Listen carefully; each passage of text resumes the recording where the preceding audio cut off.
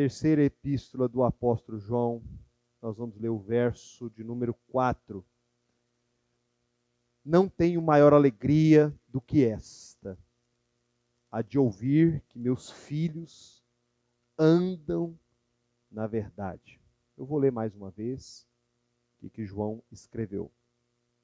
Não tenho maior alegria do que esta, a de ouvir que meus filhos andam na verdade. Quando João escreveu essa carta, eu acho que está bem claro aqui a expressão de João.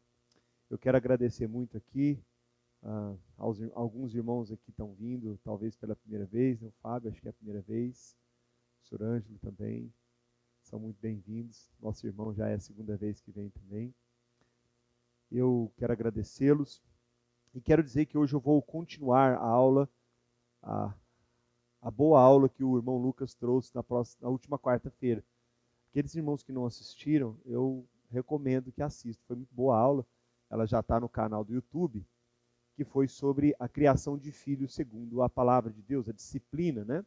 Hoje eu vou trazer mais uma nuancezinha do que é a aula sobre disciplina dos filhos. E hoje eu vou falar sobre uma coisa que talvez muitos de nós aqui nunca ouvimos falar, que é a disciplina formativa. O que é uma disciplina formativa? É aquela disciplina que nós poderíamos dizer que é a que trabalha na formação do caráter, na formação da vida cristã dos nossos filhos. E é óbvio que isso não se aplica apenas a pais com filhos recém-nascidos.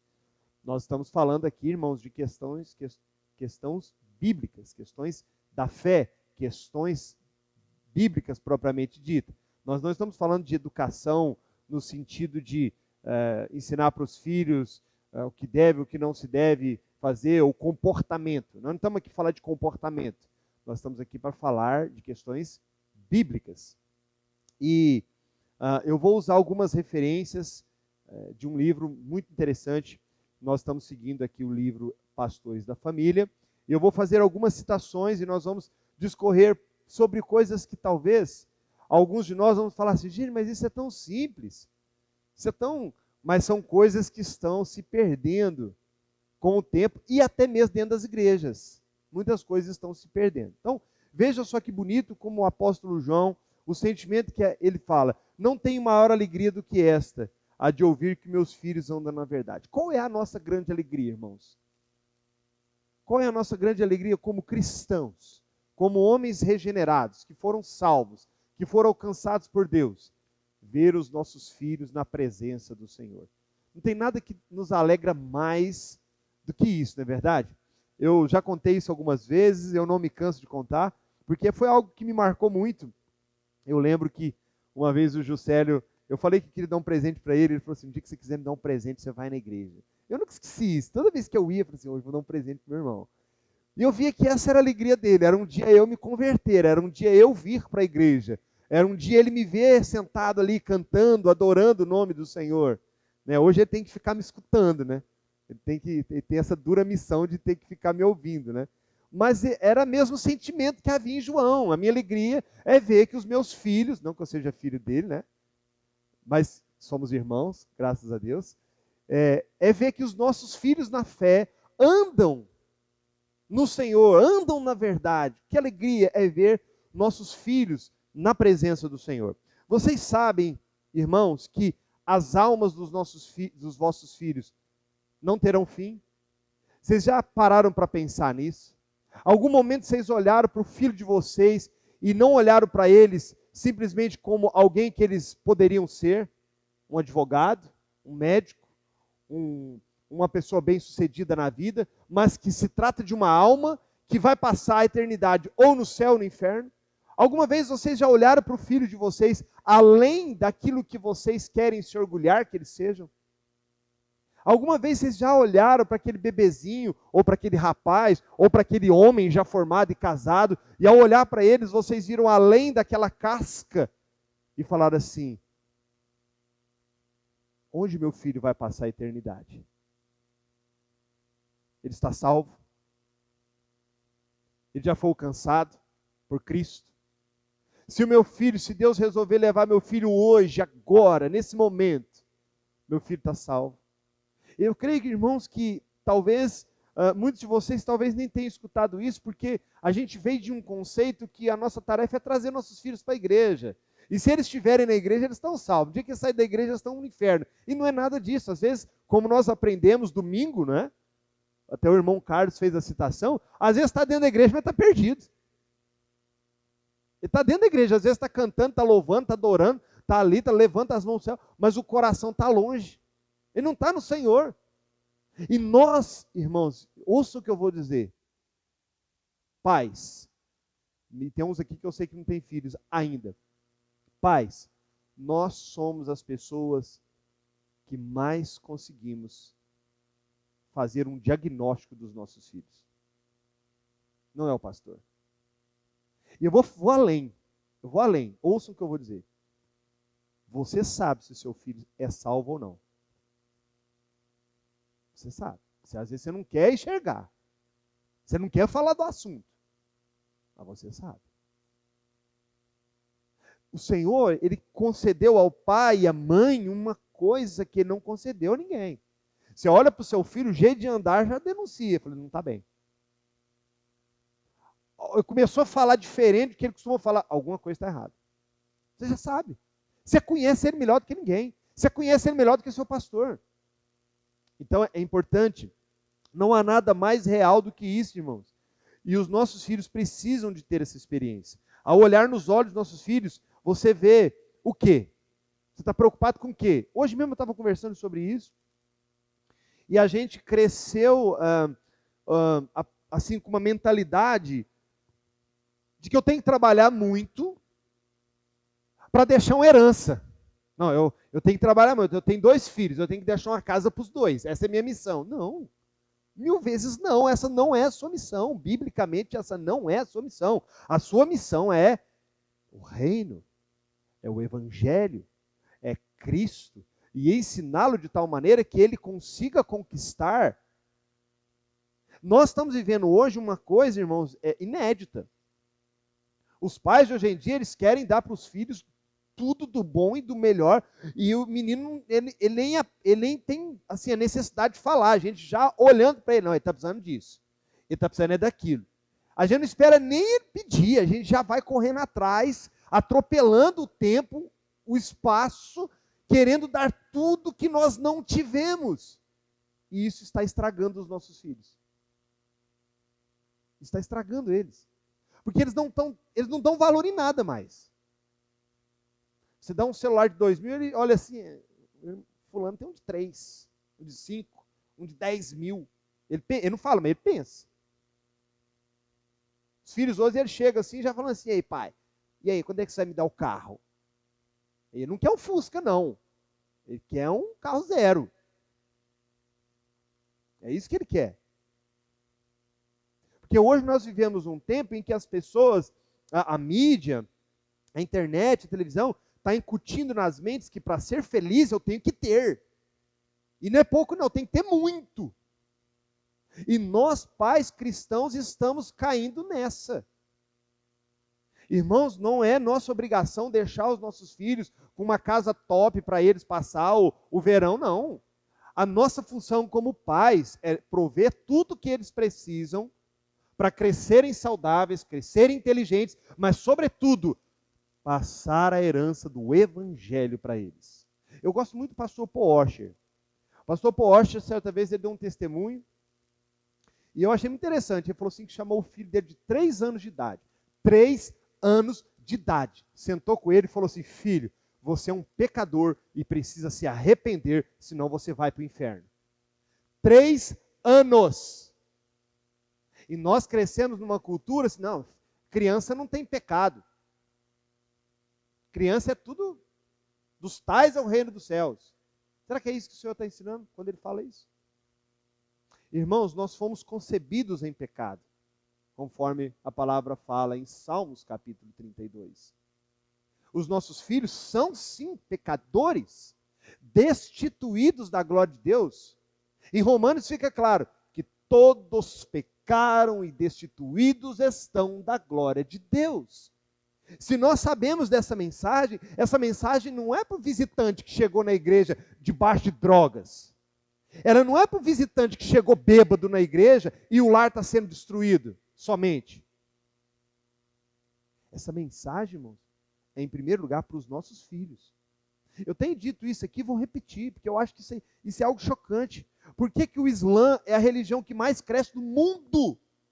Porque o gurizinho lá, quando ele nasce lá na barriga da mãe, já coloca nele um turbante, já mete o Alcorão na mão dele, já começa a ensinar para ele a Bíblia, o Alcorão, quem é Alá e qual é a missão dele. E nós crentes estamos dormindo.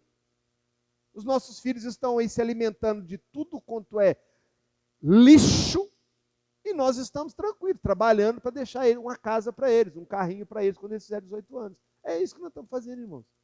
Isso é grave. Isso é sério. John Wesley, olha o que John Wesley, irmãos, descreveu a respeito dos filhos. Os nossos filhos são como espíritos imortais que Deus provisoriamente confiou aos seus cuidados para que você possa criá-los em toda a santidade e torná-los aptos ao gozo de Deus na eternidade. Essa é uma responsabilidade gloriosa e importante. Cuidar de uma alma tem mais valor do que todo o resto do mundo. Portanto, você deve zelar para os seus filhos, um a um, com o máximo de cuidado, para que quando for chamado a prestar contas sobre cada um deles ao Pai dos Espíritos, que é Deus, você possa dar conta com alegria e não com tristeza. Eu acho que o John Wesley aqui foi bem assim. Se a gente entendeu o que o John Wesley falou, a gente já entendeu assim muita coisa. Nós vamos prestar contas, Júlio. Quando nós estivermos diante do Senhor, quando nós estivermos diante dele, nós vamos ter que prestar contas. Vocês lembram da parábola dos 10 talentos? Os 10 talentos, irmão, não é função na igreja, não. É tudo aquilo que Deus confiou a nós. Aí um falou assim, o Senhor me deu 5, eu granjei mais 5. Bom e fiel servo, entra no gozo do Senhor. O Senhor me deu 2, eu granjei mais 2, e o Senhor dirá, entra no gozo do teu Senhor.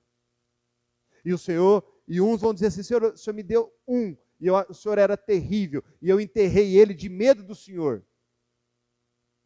E o Senhor vai desprezá-lo, porque ele não cuidou bem daquilo que Deus lhe deu. A disciplina formativa, irmãos, que é o nosso assunto, começa com a realidade de que a maior necessidade dos nossos filhos é a regeneração. Eu queria que cada um de nós aqui pensássemos hoje. Em alguma vez você já sentou com seu filho e pregou o evangelho para ele? Ou o que nós falamos para os nossos filhos é, você tem que ir na igreja. É isso que nós falamos? Não, você tem que ir na igreja. Você tem que ir na igreja. O evangelho é isso? Você tem que ir na igreja? Isso que é o evangelho, irmãos? Está muito longe disso, né? Eu estou falando da pregação do evangelho. Pregar para o seu filho. Essa é a nossa grande missão, irmãos. Os nossos filhos, prestem atenção, irmãos. Filho de pastor, filho de diácono, filho de obreiro, filho de mulher de oração, não tem nada a ver com salvação. Pode ser que esse homem foi salvo, que essa mulher foi salva, mas o seu filho só será salvo no dia em que ele nascer de novo. Ponto final. Ponto final. Salvação não vai ser assim, cada um vai pegando a mão do outro no dia que Jesus vai voltar e eles não vão sair puxando ninguém, não. E nós sabemos disso, isso não é novidade para nós. Mas o que nós pensamos? O Senhor vai operar. Mas o que temos feito em relação a isso? Temos pregado, que a Bíblia diz que a fé vem pelo ouvir e ouvir a palavra, não é isso? E qual é o nosso estudo aqui, irmãos, de 15 em 15 dias? Pastores da família. Temos trazido aulas aqui, hoje é a 10ª aula sobre pastores da família. Já falamos aqui sobre como é o marido bíblico, como que ele deve ser. Nós já falamos como que um pai deve ser, como que deve fazer o culto no lar, o culto doméstico, como que um pai deve discipular a esposa, como que um pai deve discipular os filhos. Nós já falamos de tantas coisas aqui, irmãos. E ainda há tanto para se dizer. Então, primeiro ponto. Instrua seus filhos nos grandes temas da salvação. Olha que interessante isso aqui, irmãos. Instrua seus filhos nos princípios bíblicos e familiarize-os com Deus, com Cristo, os mistérios do Evangelho e a doutrina, os métodos da salvação. Fale do seu filho dos métodos da salvação. Fale com seu filho sobre arrependimento. Fale com seu filho sobre fé. Fale com seu filho sobre céu. Fale com seu filho sobre inferno. Fale com seu filho que Jesus vai voltar. Eu acho que é muito fácil, irmãos, nós deixarmos isso a cargo da igreja, não é? Não é fácil. Ah, não, eu vou levar meu filho lá na escolinha, lá a professora dá aulinha para ele lá. E dá mesmo. E dá mesmo. Só que o Senhor confiou isso a nós, pais. É uma responsabilidade. Precisamos instruí-los da forma que John Wesley falou. Cuidemos para que cada pessoa sobre o nosso teto tenha tanto conhecimento quanto é necessário para a salvação. Irmão, você precisa evangelizar sua esposa. Você precisa evangelizar seus filhos. Paulinho, meu filho já está com 30 anos.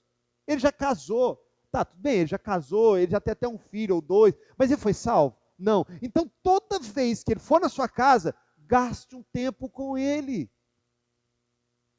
Dê uma Bíblia de presente para ele. Ore com ele.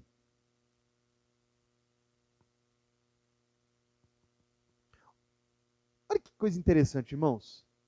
Tiago 4, capítulo 1, versículo 3. Abra, por favor. Lá no final, está perto aí de João. Tiago 4, versículo 1. Olha que esse texto, irmãos, esse texto é bem interessante para nós, para o nosso aprendizado aqui hoje. Tiago, capítulo 4, versículo 1 ao 3, diz assim: de onde vêm as guerras e discórdias que há entre vocês? Será que não vem dos prazeres que guerreiam nos membros do vosso corpo? Cobiçais e nada consegui, matais e invejais e não podeis obter, brigais e fazei guerras, nada tendes, porque não pedis. Pedis e não recebeis, porque pedi de modo errado, só para gastardes em vossos prazeres. Tiago está falando que a maldade, irmão Ângelo, está dentro de nós. O motivo das guerras, das brigas, das discussões, das invejas, das contendas, é porque nós somos pecadores. O homem, ele é mau por natureza, ele é pecador por natureza. Então Tiago, Tiago aqui, ele rasga o pano, né? Ele deixa o negócio claro. Olha, sabe qual que é o problema? O problema é que seu filho é carnal. O problema é que seu filho não foi salvo. O problema é que ele não foi regenerado. Esse é o problema. O problema não é a falta de dinheiro para pagar uma escola particular. O problema não é a falta de dinheiro para pagar um psicólogo. O problema não é a falta de grana para pagar uma terapia. É porque não converteu. É porque é do mundo. É porque é do maligno. E qual a solução? Está aí no texto também. Tiago 4, versículo 7. Olhem comigo aí. Assim sujeitai-vos a Deus, mas resisti ao diabo, e ele fugirá de vós. Achegai-vos a Deus, e ele achegará a vós. Pecadores, limpai as mãos, e vós que sois vacilantes, purificai o vosso coração. Entristecei-vos, lamentai, chorai, que o vosso riso se transforme em lamento, e a vossa alegria em tristeza. Humilhai-vos diante do Senhor, e ele vos exaltará. Irmãos, a disciplina formativa de um filho, de uma criança, começa de joelhos, irmãos. Começa com lágrimas. Começa lá no chão, é no joelho, é na boca e no pó. Deus, eu não dou conta. Senhor, eu não consigo. Senhor, eu já gastei todos os meus recursos, mas só o Senhor pode. A Bíblia fala assim: resisti ao diabo e ele fugirá. Irmãos, existe um combate. Nós nascemos em pecado, pecadores, destituídos, condenados ao inferno. A ira de Deus está sobre os homens. E o único método, meus irmãos, que a Bíblia nos ensina é esse: É pregar o evangelho e derramar lágrimas diante de Deus. Não tem outro recurso. Não existe, irmãos. Não existe outra receita. Eu podia falar um monte de coisa aqui para vocês. Tudo coisa da minha cabeça. E talvez vocês até fizessem. E talvez eu também fizesse, acreditando que era o certo. Mas, biblicamente, veja o que Tiago fala. Precisamos fazer com que os nossos filhos, irmãos, parem de olhar para esse mundo e olhem para a cruz. E que tarefa difícil, hein? Que tarefa difícil, irmãos. Que tarefa árdua. Repreenda-os, impeça-lhes tudo que seja nocivo à salvação. Irmãos, nós temos que ser um freio. Nós precisamos ser esse freio. Eu escuto muitos pais falando assim: ah, não, eu nem falo nada, Paulinho. A pessoa tem que ter a experiência dela. O quê? Você não fala nada? Você não fala nada? Sabe qual vai ser a experiência? Eu não preciso nem falar. Eu não preciso falar. Irmãos, nós não podemos carregar esse pecado de omissão em nós. Pode ser que eles não nos ouçam. Pode ser que eles não queiram. Pode ser que eles neguem.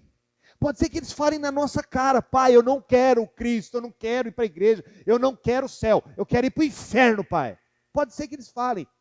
Mas nós vamos continuar falando. Nós vamos continuar orando. Nós vamos continuar chorando até que o Senhor tenha misericórdia e compaixão de suas almas. Não foi assim que Jó fazia, irmãos.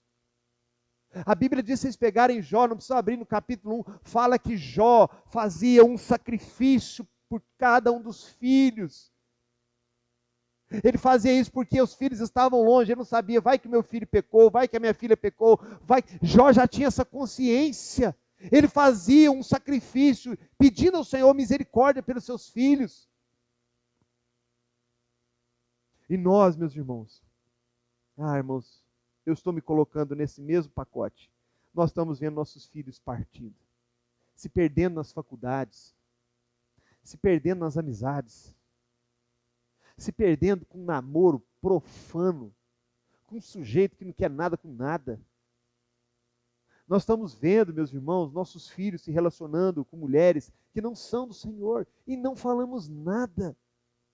Se envolvendo nas drogas, no pecado, na prostituição, com amizades levianas que nós sabemos que não são amizades de Deus. E nos omitimos. Porque achamos que já passou dos 18, né? Aí eu não tenho que falar. Tem sim. Viu, Gabriel? Tem sim. Tem que falar sim. E vou falar enquanto estivermos vivos. Posso ter 70 anos, o Gabriel está com 50. Ele vai ter que escutar o rabugento do pai de 70 falar para ele: isso é pecado. Vai ter que escutar. Pode me odiar por isso. Mas quando eu estiver diante do Senhor, ainda que com lágrimas, o Senhor dirá: você fez o que tinha que ser feito. Isso é sério, irmãos. 4 passos quando nossos filhos transgridem. Seu filho pecou, transgrediu, tem 4 passinhos aqui que pode ajudar. Tá? Isso aqui não é uma regra não, tá, irmãos? Cada caso é um caso, mas nós estamos aqui para propor também meios de ajudar. Primeiro passo, chama à parte. Chama ele numa conversa no particular. Vai para uma pizzaria, vai para o barreiro, um lugar só vocês dois. Deixa o seu filho perceber que você tirou aquele tempo para ele. Que ele perceba que você parou tudo. Você largou o seu trabalho, você largou a sua esposa em casa, você largou o seu lazer para ter um papo com ele. Ele precisa ver isso, que você teve esse tempo para ele. Chama-o à parte. Não é chamar na muvuca, não. Não é chamar na frente dos outros, não. É falar assim: filho, vem cá. Preciso ter uma conversa com você. Podemos marcar tal hora em tal lugar? Um lugar que vocês sabem que vocês não vão ser interrompidos. Sem celular na mão. Chame-o à parte. Deixe ele perceber que naquele momento você largou tudo para tratar com ele. Isso vai ter um impacto Impressionante. Nós temos muita tendência, irmãos, de querer resolver as coisas assim, né? Dá uma palavra e vira as costas. No meio de tudo, do furacão. Ou manda um WhatsApp. Hoje está muito na moda isso, né? Você quer falar umas verdades, aí você comenta. Aí depois você até sai do online, que você não quer ver a resposta naquele momento. Que é isso? O que está acontecendo conosco? Nós somos homens ou não? Segundo passo. Conte-lhes. Nós estamos falando daquele que transgrediu, daquele que pecou, daquele que você está vendo que está indo para um caminho errado. Segundo passo. Conte-lhes que preceito eles quebraram. Seja claro com eles. Filho, você pecou. Adultério, filho, é pecado. Você vai perder a sua família. Você está em profunda transgressão. E a Bíblia é clara. Os adúlteros não herdarão o reino. O segundo passo é ser claro com ele. Mas Paulinho, meu filho é maior do que eu, ele tem uns braços que dá, é mais grosso que minha perna, ele vai me dar um sopapo na orelha. Deixa dar. Mas você não vai ser omisso. Você vai chamá-lo à parte e você vai mostrar à luz da Bíblia. Você não vai falar de você mesmo. Você vai falar da palavra. Você vai abrir a Bíblia. Você vai estar com a Bíblia na mão. Você vai abrir a Bíblia e vai falar, irmão, meu filho, você cobiçou a mulher do teu próximo. Quebrou o 10º mandamento.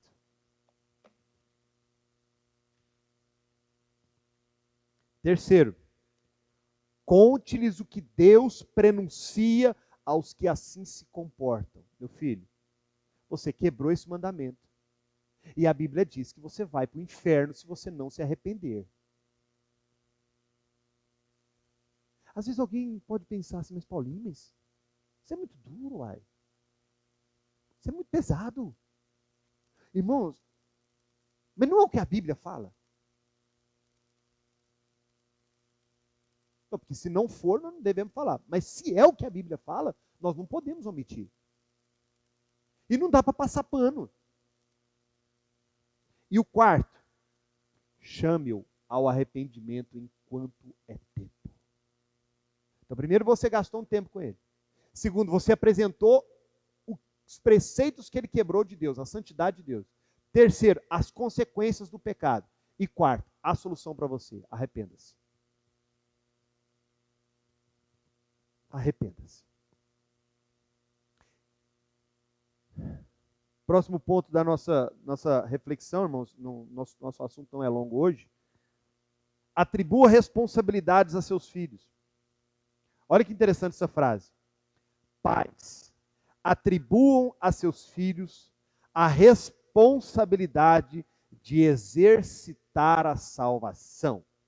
Atribui-lhes responsabilidades veementemente e envolva-lhes maravilhosamente. Deem ordens a seus filhos, e pode ser que obedeçam, que os mandamentos de Deus sejam seus mandamentos, e que seus filhos obedeçam a eles. Coloque sobre seus filhos os mandamentos de Deus. Eu achei muito interessante essa parte. Porque muitas vezes nós queremos poupá-los, né? De muitas atribuições e responsabilidades. Mas a Bíblia nos ensina o contrário.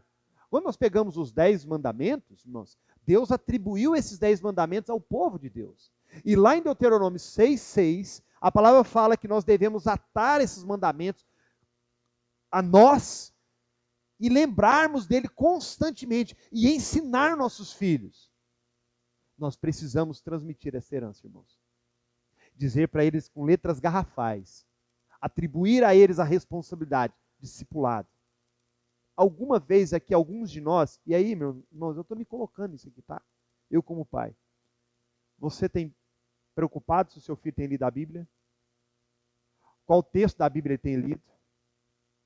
E se o que ele tem lido, ele tem entendido? Seu filho tem te perguntado alguma coisa sobre a palavra? Você tem tido tempo para responder para ele? Ou você é do tipo que fala assim, não, vê lá com o pastor lá na igreja. Pergunta o pastor lá. Ele vai saber te falar melhor do que eu. Faz assim, não, irmão. Faz isso não. Faz isso não. Você é pastor do seu filho antes do pastor da igreja. Ah, mas eu não sei a resposta, Paulinho. Tudo bem. Nós não somos obrigados a saber tudo. Peça-lhe um tempo, filho. Esse assunto, pai não domina ainda não, mas pode ter certeza. Você me dá aí uma semaninha aí que nós vamos conversar sobre isso. É interessante. Gostei desse assunto. Aguenta a mão aí. O pai vai estudar sobre isso. Vai lá, estuda o assunto, chama ele para comer uma pizza e conversa sobre isso. Pizza tá caro, né? Chama para comer um sanduíche, um cachorro quente, não é barato. E vai conversar com ele sobre. Então, primeiro, atribua aos seus filhos responsabilidade com as escrituras. Mostre para eles a importância de eles estarem continuamente lendo a palavra, de maneira cadenciada, do começo ao fim. Acompanhe isso com seu filho. Segundo, atribua responsabilidade aos seus filhos antes que eles caiam. Não espera seu filho cair, não, irmão. Você está vendo que seu filho está indo para um caminho que não dá, então vá lá, resolve o negócio com ele, mostra para ele, antes que seja tarde. E atribua responsabilidade aos seus filhos repetidamente. Eu tenho os textos aqui, mas eu nem vou pedir para abrir, porque senão vai ficar tarde. Então, a gente nunca pode parar e pensar assim, ah não, cansei, já falei demais, não adiantou, cansei. Não, Paulo fala assim, não me canso de dizer-vos as mesmas coisas, é segurança para vocês. Nós não podemos nos cansar, irmãos, de falar da palavra. Outro tópico que é importante, irmãos, vivam uma vida exemplar diante de seus filhos. Ah, irmãos, aqui pega. Aqui pega. Porque falar não é tão difícil. Cobrar também não é tão difícil. Dizer para o outro, falar assim, ó, faça o que eu digo, mas não faça o que eu faço, isso aí qualquer um faz, até um mundano faz. Sim ou não? Você pega um senhorzinho lá que nunca foi crente na vida, ele está cheio de conselhos bons para dar, não dá? Cheio. Nem precisa ser crente para ter conselhos bons. Mas o nosso exemplo, irmãos, fala muito forte. Escutem isso. Seu exemplo pode fazer muito para a salvação de seus filhos. Suas obras terão efeito sobre seus filhos mais do que as suas palavras. Seus padrões farão mais que seus preceitos. Seus paradigmas mais do que seus conselhos. Você diz para o seu filho orar, mas alguma vez ele já te pegou orando? Alguma vez ele foi atrás de você, pai, e te pegou lá de joelhos? Alguma vez ele já viu a seu lar num caos e você cantando louvores?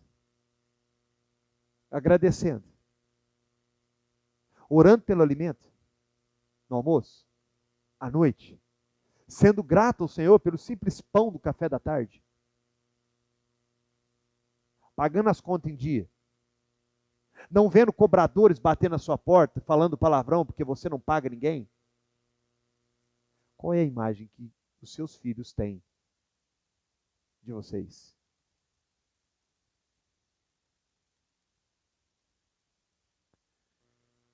A essência, irmãos, estamos ensinando e servindo de modelo para os nossos filhos. Em essência é isso que nós estamos fazendo.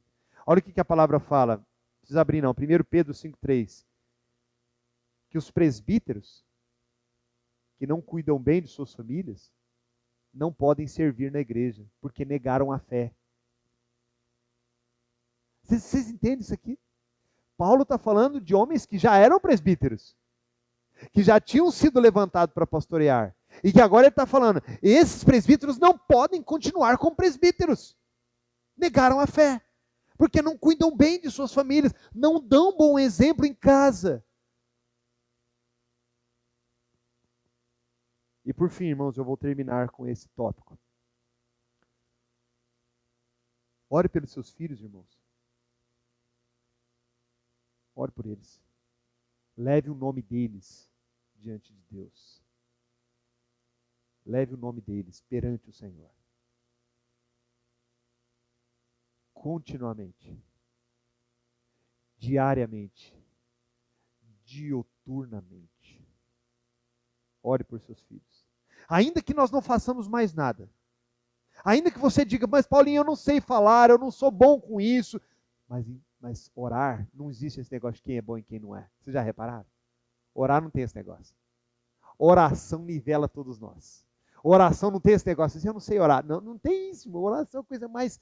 Deus separou para a gente um método tão simples, tão singelo, que uma pessoa que nunca frequentou uma escola, uma pessoa 100% analfabeta, uma pessoa que nunca teve um professor na vida de nada, é capaz de fazer.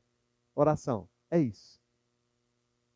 Então, se você não conseguir fazer outra coisa, irmão, mas conseguir derramar suas lágrimas diante do Senhor de toda a terra por seus filhos, você terá feito muito por eles. Eu vou ler só uma frase final aqui, irmãos, que diz assim: ó Pai,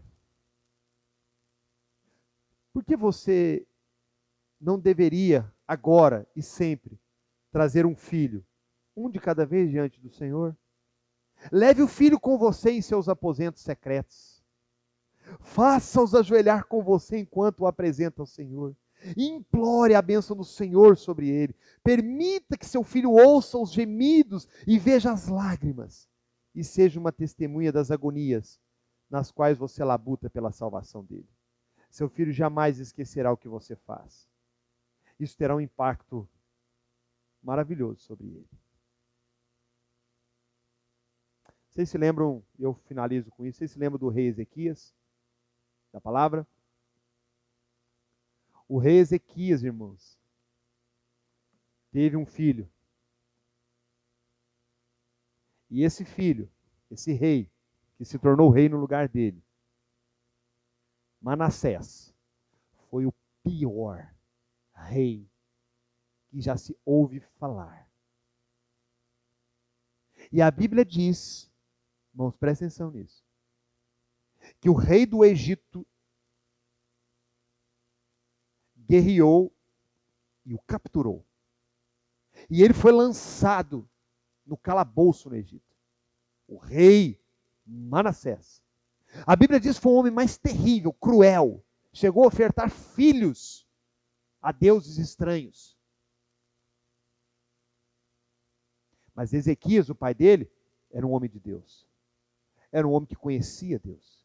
Era um homem temente a Deus. E a Bíblia registra que Manassés, num calabouço, orou muito, orou muitíssimo. Muitíssimo. A Bíblia não fala como, mas a Bíblia fala que Manassés conseguiu ser liberto, ou ser libertado, ou se libertou, não sei, a Bíblia não conta. E ele volta e assume o trono. Vocês têm noção do que é isso? E ele se converte ao Senhor. E Deus opera grande obra no meio do seu povo. Por que Manassés fez isso?